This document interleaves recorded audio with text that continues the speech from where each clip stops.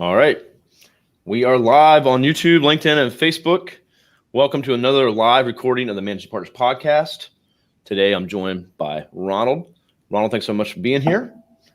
Thank you for having me. And real quick, my name is Kevin Daisy. I'll be your host. Also, one of the founders of Array Digital. We are a digital marketing firm that only works with law firms.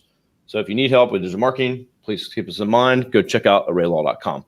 So Ronald, thanks for coming on. You're coming from Ohio, Columbus, Ohio. That's right. Go Buckeyes. Go Buckeyes. All right.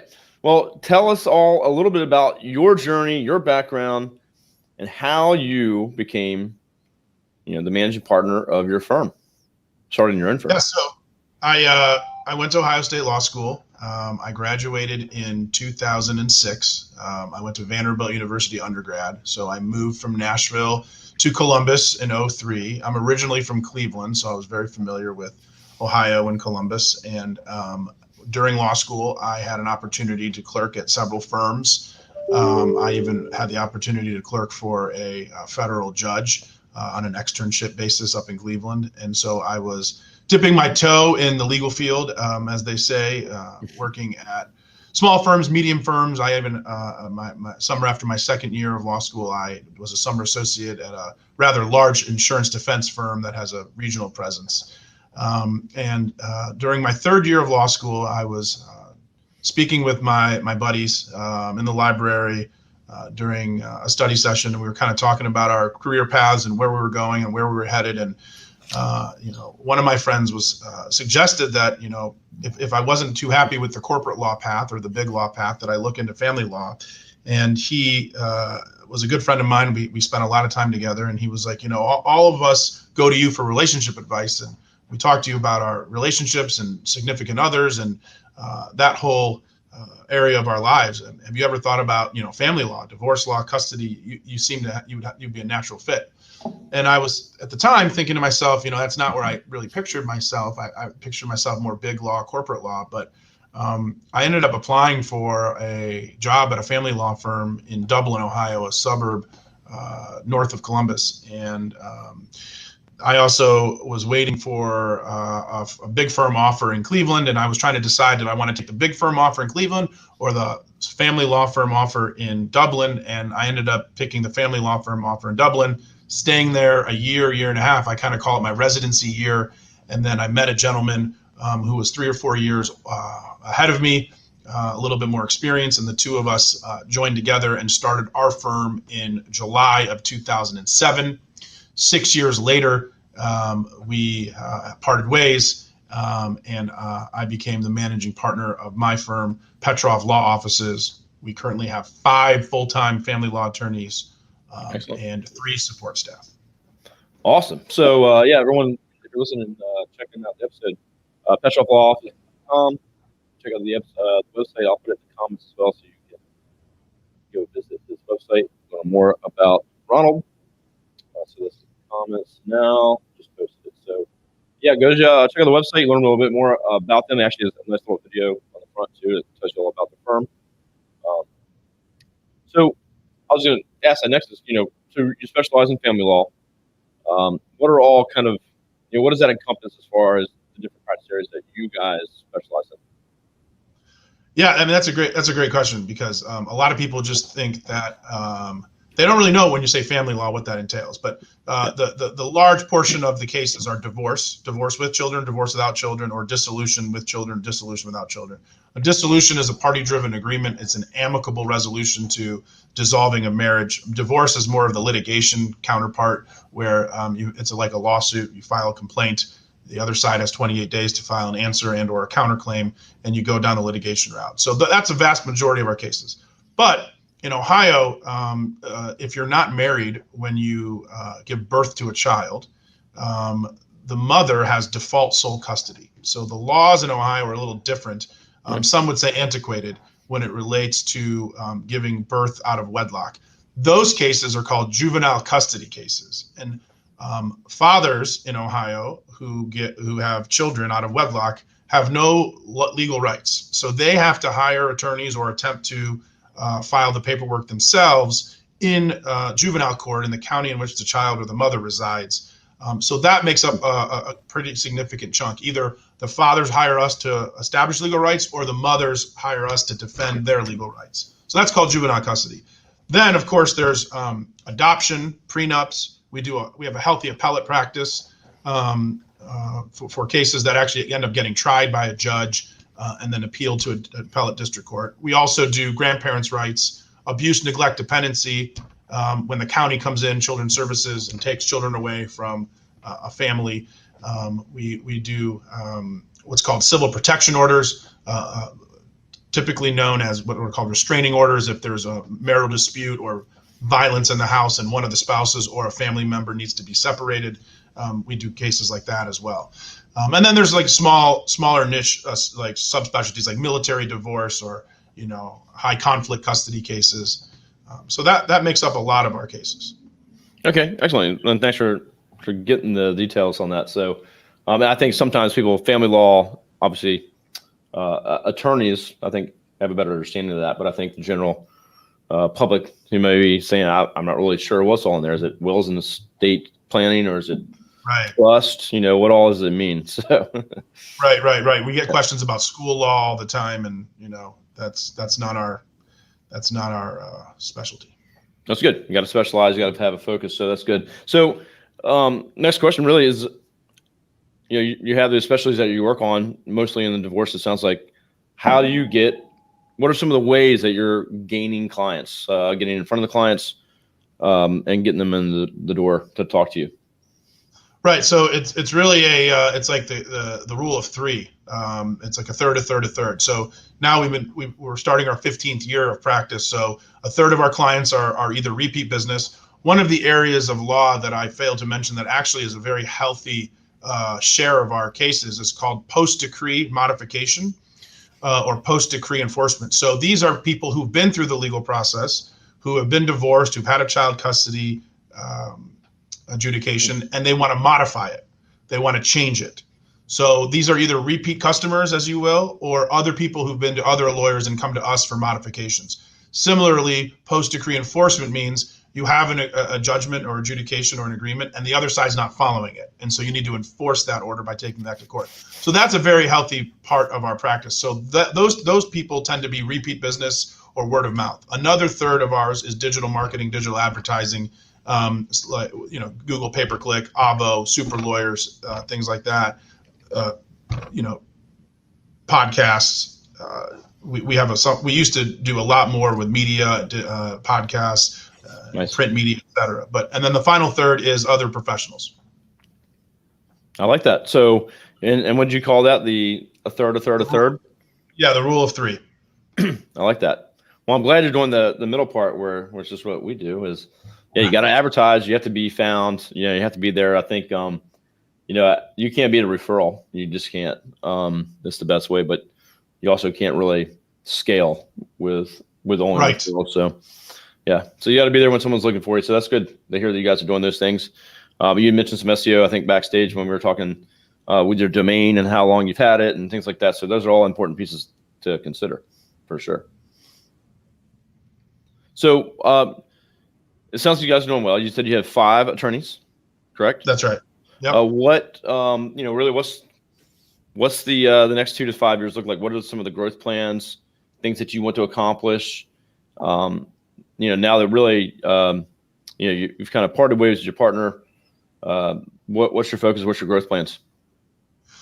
So our growth plan here right now, we've been in our same spot for about 15 years. Our lease expires at the end of middle of 2023. We're toying with making that sort of every firm has this internal conversation where in the early 2000s, late 90s, the saying was any real law firm was downtown near the courthouse, right?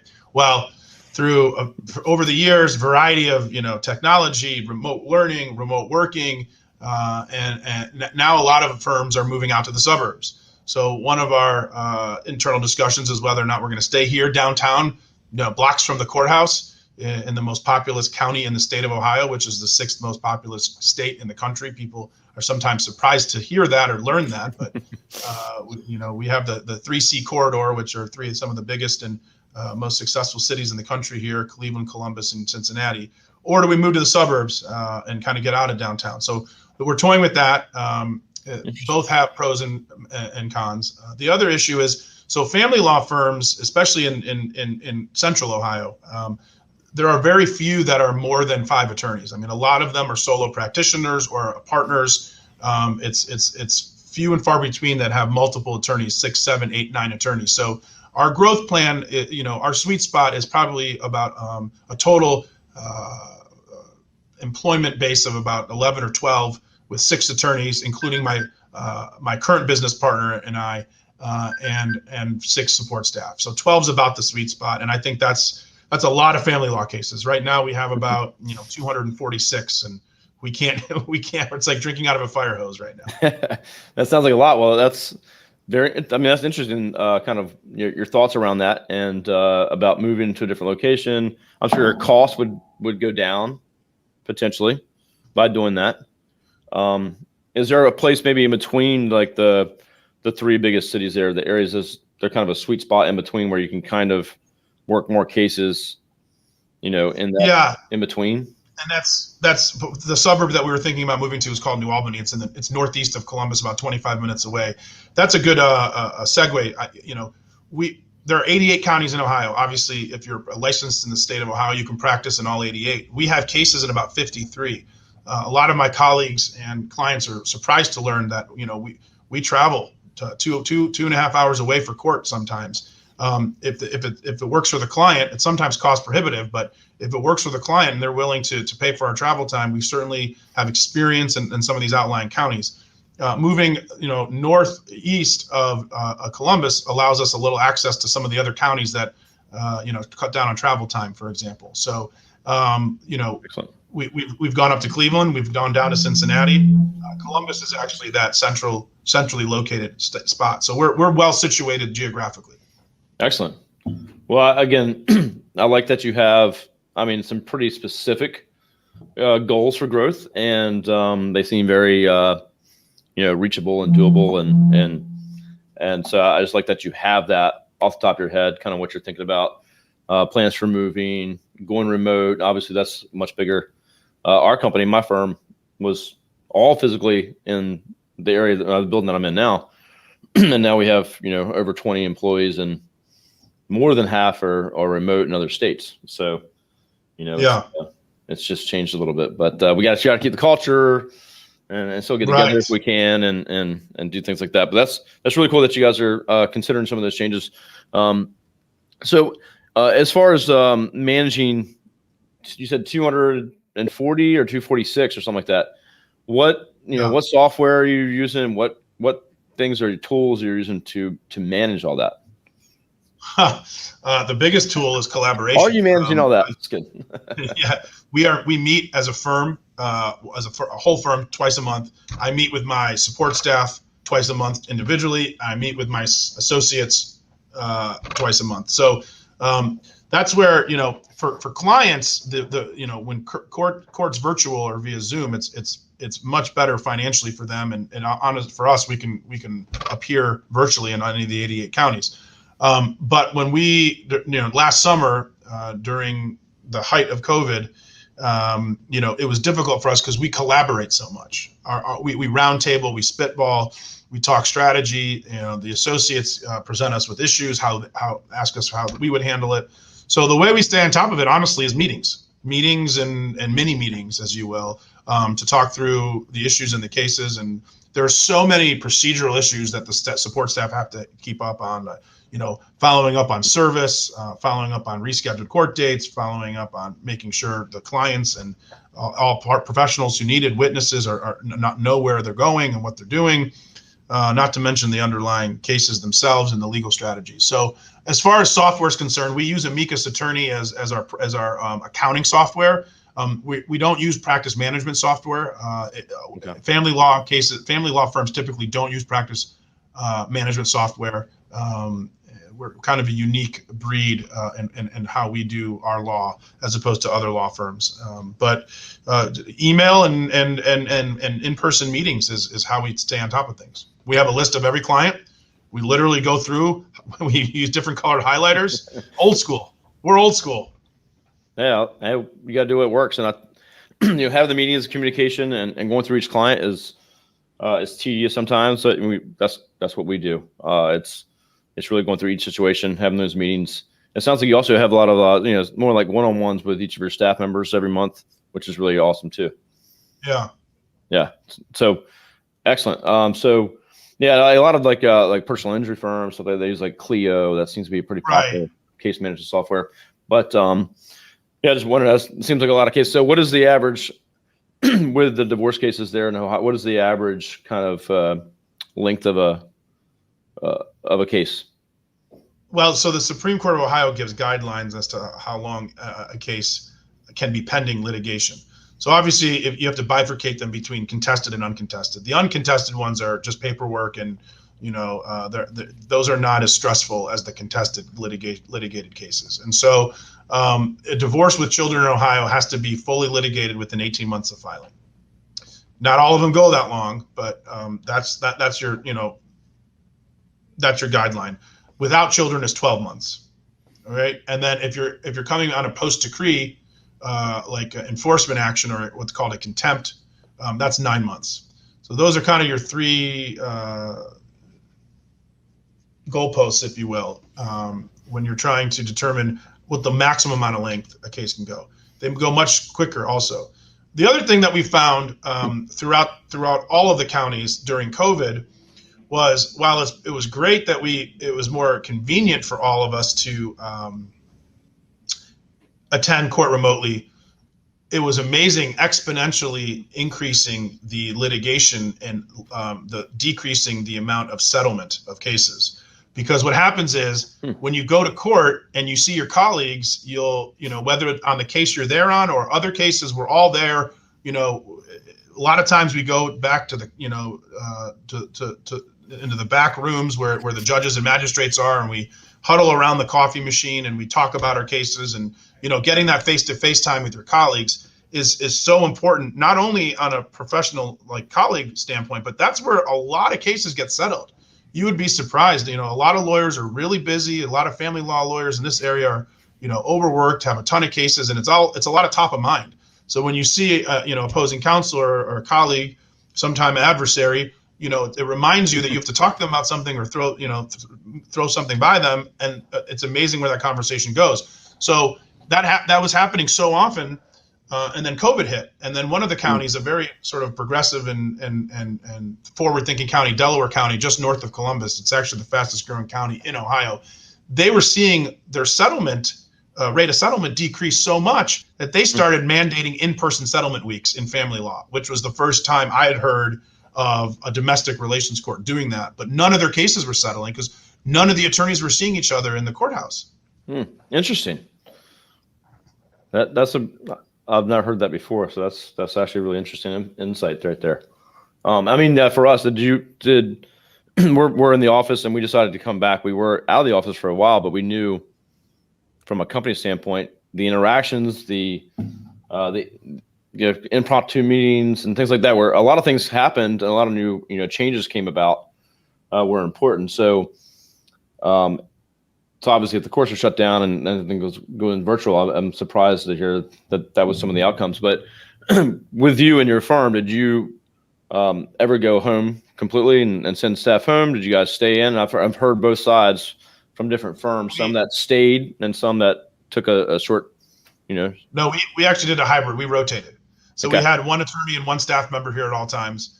Obviously our office, we have, all the attorneys have offices that are larger than 6 feet and have doors that close. So we were able to navigate some of the, mandates, but no, we never closed. There was always someone here. We rotated. Love it. And I think, so just like you just said with, the lawyers or colleagues or adversaries, whatever, getting to see each other, have those silent conversations, try to settle on a dispute or whatever it may be. I think, same for your business, same for your firm. And if you're listening and you run any kind of business, it's your employees getting together and chatting or talking through something or reaching behind them to say, hey, do you have a minute? I just felt like for us, a lot came out of that. Sometimes wasted time, Sometimes, hey guys, we're just bickering. We're chatting about something when we got work to do. But there's so many positives that come out of, I think, just being in the office together. And you kind of made the same point where same for court and cases and other things like that as well. So very interesting. Well, I've learned a lot about Ohio today too. So would you say for like the most populated area in the country? So Franklin County, where Columbus is situated, is the most populous county. Cleveland is probably the biggest city as far as downtown and skyline. Cleveland, Columbus, and Cincinnati. They call it the 3C corridor. Okay. Lot of people, a lot of business, a lot of innovation, tons of Fortune 500 companies all along the 3C corridor. So I sound like I work for the Board of Tourism for Ohio, but I guess if someone's running for office, you got to handle on that too, because all the counties and things. But right. Very, very knowledgeable about it. That's awesome. I'll have to do some more advertising for law firms there in your area. It sounds like there's probably a lot. There's a lot. Cleveland is in the 80s and 90s. It was the legal and medical. Those are the industries that it was known for. So, yeah. Awesome. Well, what's the best way for others that are listening, managing partners and attorneys that may be tuning in here now live with us or on the podcast once that's ready? What's the best way for them to reach out, connect with you if they have any questions about your firm or just want to learn more about you? Yeah, so the best way, email is the best way to get a hold of me. Okay. You see the law firm URL here on the screen at www.petrofflawoffices.com. My email address is RRP, so it's Ronald Roman Petroff, RRP@petrofflawoffices.com. That's the best way to get a hold of me. If you want to call and schedule an appointment for any potential clients or out there, 614-222-4288. That's 614-222-4288 is the office line, and my lovely staff would be happy to take care of you. Excellent. Well, thanks so much for sharing your story. And, I got to learn about really, you guys, you have a niche, you have a specialized, you have a plan. I like some of your thoughts too. And honestly, observations on kind of the impact of COVID as far as, cases are concerned. So I think that was very interesting. So thanks for sharing that. And is there anything else you'd like to share? Anything exciting you guys got coming up with the firm? Just celebrating our 15-year anniversary here next summer and looking to make a move out to the suburbs and expand the firm and onward and upward. And I really appreciate the opportunity to be on here with you. And I hope that we can work together again in the future. Yeah, I appreciate you sharing all that with us today. Everyone listening, check out episodes like this. Ronald's will be up on our website soon as we get that edited. Right now, this will be on YouTube and LinkedIn as well if you want to check it out. But go to raylaw.com/podcast. It'll be out soon. Also look for him on our social media as we feature him throughout the next few months. And of course, as always, if you need help with digital marketing, all we work with is law firms, just like Ronald's firm. You go to raylaw.com, reach out to me, just like Ronald. Got a question? You don't have to buy something from us or sign up, but you got a question, need help? We're here to help guide you and answer any questions you have. So thanks again for tuning on. Ronald, if you want to stay on for just a second, I'll end the live broadcast and then we'll let you go on your way. So everyone have a good Tuesday morning over here. So we'll see you later. Thank you. Thank you.